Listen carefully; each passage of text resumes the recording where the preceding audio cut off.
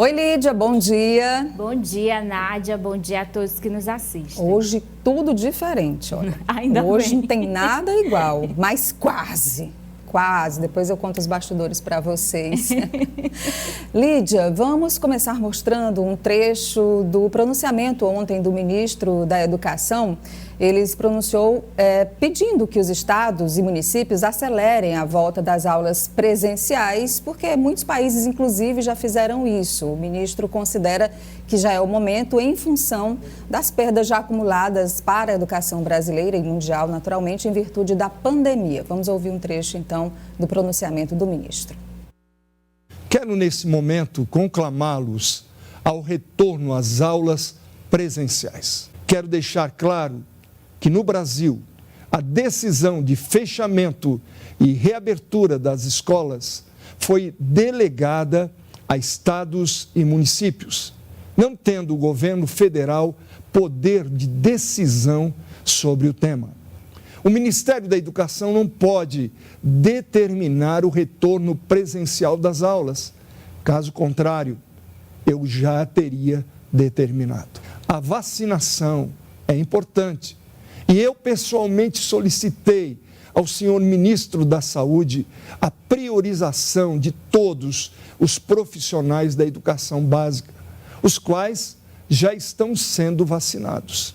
Entretanto, a vacinação de toda a comunidade escolar não pode ser condição para a reabertura das escolas.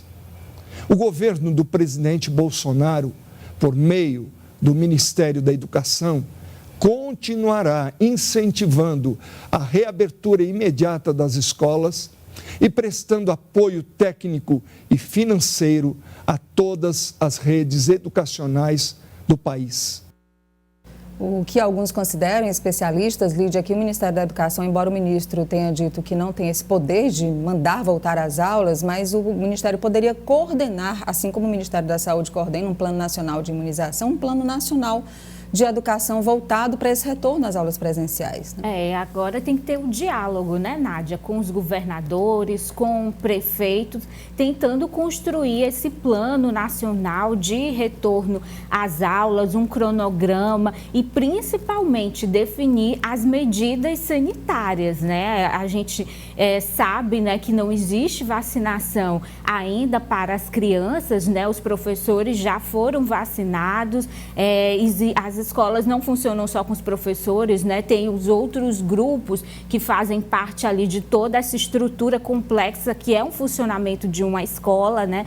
E aí tem que ser levado também outros fatores, por exemplo, o deslocamento das pessoas, eles vão ter que pegar ônibus, então envolve uma série de questões. E os especialistas avaliam principalmente, Nádia, a questão da estrutura das escolas no Brasil, né? A gente sabe que em muitos estados a estrutura das escolas é extremamente precária e quando se fala de coronavírus, os especialistas afirmam que é preciso se pensar principalmente na ventilação dentro da sala de aula, mais do que distanciamento, do que máscara e álcool em gel, a questão da ventilação conta muito no ambiente de sala de aula. Os ambientes abertos e é muito complexo, gente, tanto de um lado quanto de outro, né? Se a gente observar a volta às aulas presenciais dependendo de todas essas questões sanitárias e de segurança, por outro lado também, né, o ensino online que dificulta demais o acesso de pessoas que não têm condições de ter um computador, um tablet, um celular. Às vezes, imagina uma família que tem 2, 3, 4 crianças, às vezes só tem um celular, nem pega tão bem para compartilhar as aulas em séries diferentes. É muito complexo. De fato, a pandemia trouxe um prejuízo gigante para a educação.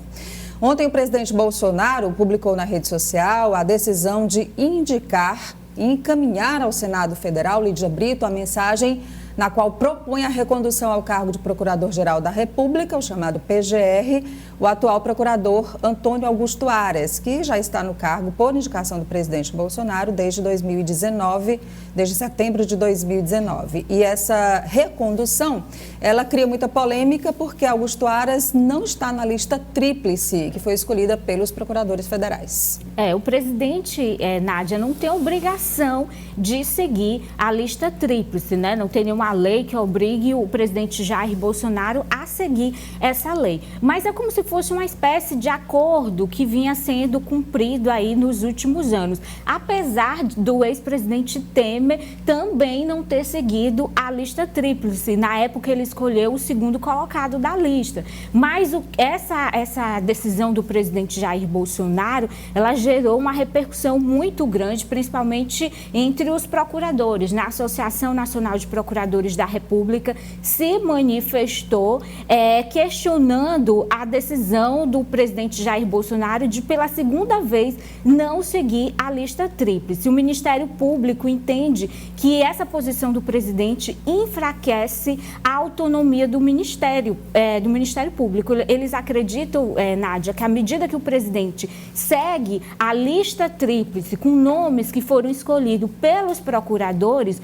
o escolhido pelo presidente, ele mostra uma certa autonomia nessa relação com o presidente da República. E outro questionamento que a associação tem feito é também com a possibilidade de limitação do número de reconduções do procurador-geral para o cargo. Não existe um limite. Então, se os presidentes quiserem, eles podem ficar reconduzindo perpetuamente, né? Aí dentro desse limite de 2 anos, né? Então, eles também, além de buscar uma forma de institucionalizar a lista tríplice, querem também limitar essas reconduções. Olha, o atual procurador Augusto Aras, ele ainda vai ser, né, ouvido, sabatinado pelos senadores. Até agora, cerca de 20 senadores já pronunciaram oferecendo apoio a essa indicação do presidente. Até setembro, da volta do recesso parlamentar, isso deve ser discutido no Senado Federal. E ainda falando da política nacional, só trazendo para vocês uma informação que aconteceu ontem no núcleo do PSDB Nacional. PSDB Nacional, depois de uma manifestação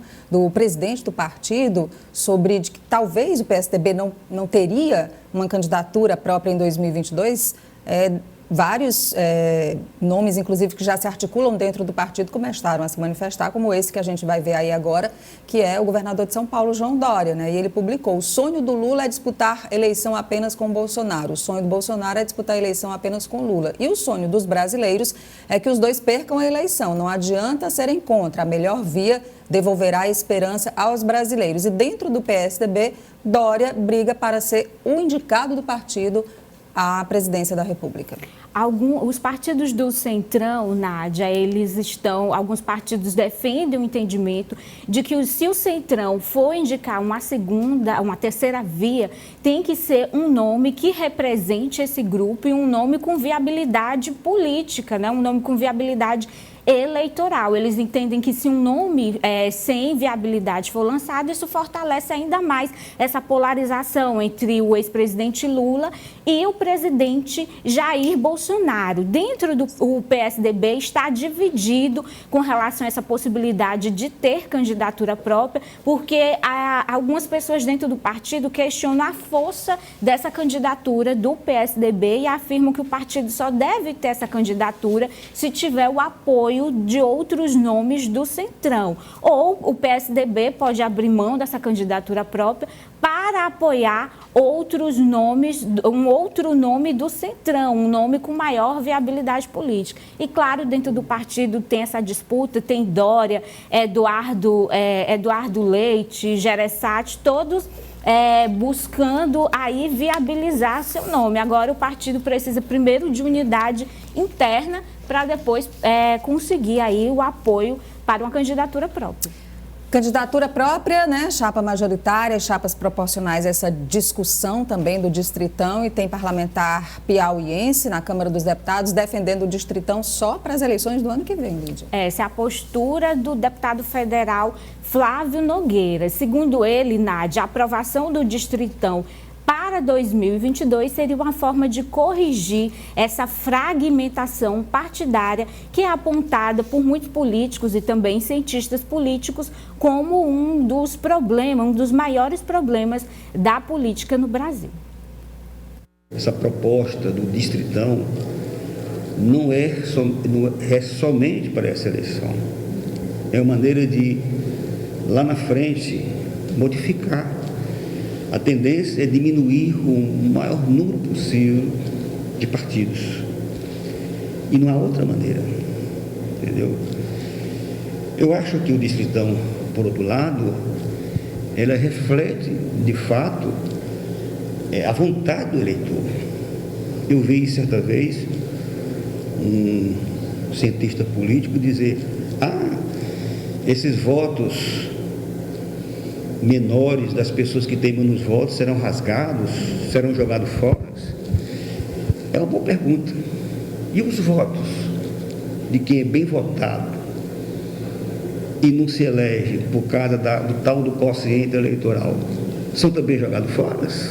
Eu me lembro de mim, em 2014, tive quase 90 mil votos e não fui eleito. Aliás, fui, mas não reconhecido pelo quociente eleitoral. E o deputado, ele relatou aí a própria experiência vivida por ele em 2014, quando ele teve aí quase 90 mil votos e devido ao nosso sistema proporcional, que é o sistema em voga hoje, ele não conseguiu se eleger, né, quando 2 deputados federais do Piauí foram eleitos com uma votação bem menor do que a de Flávio Nogueira. Então ele fala dessa distorção, né, que o sistema proporcional causa, que além de favorecer essa fragmentação partidária, como existe hoje no Brasil, ainda existem esses casos em que o parlamentar é bem votado e acaba perdendo a vaga para parlamentares com menos votos devido a essa questão da legenda, né? Então, para Flávio Nogueira, o distritão seria benéfico apenas para 2022 e a partir disso, Nádia, o Congresso iria discutir uma outra reforma para valer para as próximas eleições. Uma reforma para cada eleição, né? Assim tem sido assim no Brasil. Bom, deixa eu registrar aqui, porque o ex-deputado federal, ex-vereador de Teresina também, Rodrigo Martins, publicou ontem na rede social, Lídia, essa foto aí, olha só, em que ele comemora, né? Deus é bom o tempo todo, poucos tiveram a segunda chance de vida que tivemos, 3 anos do livramento da queda do avião. Aí ele aparece ao lado do ex-governador também, é tio dele, né, Wilson Martins? Isso. Que eles, em uma das campanhas aí, né, estavam viajando, o avião caiu aqui próximo no Maranhão e eles escaparam dessa queda com vida, estão bem, ele comemorando. Vamos à última de hoje? Olha, Nádia, a informação que vem de Brasília, né? A discussão com relação a uma mudança no ministério do presidente Jair Bolsonaro. O presidente avalia mudar o comando da Casa Civil, que é um dos principais ministérios da administração, né, de Jair Bolsonaro, e o cotado para assumir a vaga é o senador Ciro Nogueira. O senador é presidente nacional do Progressistas e Ciro seria uma aposta de Bolsonaro na tentativa de unir o Centrão, né, no governo diante desse momento de crise de vulnerabilidade política que passa a gestão do presidente Jair Bolsonaro. Hoje, o Ministério da Casa Civil é comandado, né, por Luiz Eduardo Ramos. Ele é um aliado do presidente Jair Bolsonaro. Se sair, ele deve ocupar uma outra função no governo e a expectativa do presidente é que, com a indicação de um nome forte do Centrão, ele possa, de fato, Nádia, amarrar, né, vamos dizer assim, esse apoio dos partidos do Centrão para a campanha de reeleição em 2022. Tá aí, então, a cotação do senador Ciro Nogueira para o Ministério da Casa Civil. Ele que realmente tem estado muito próximo, né, do presidente Bolsonaro. Lídia, obrigada. Até amanhã, se Deus quiser. Um ótimo dia para você. Bom dia a todos e até amanhã.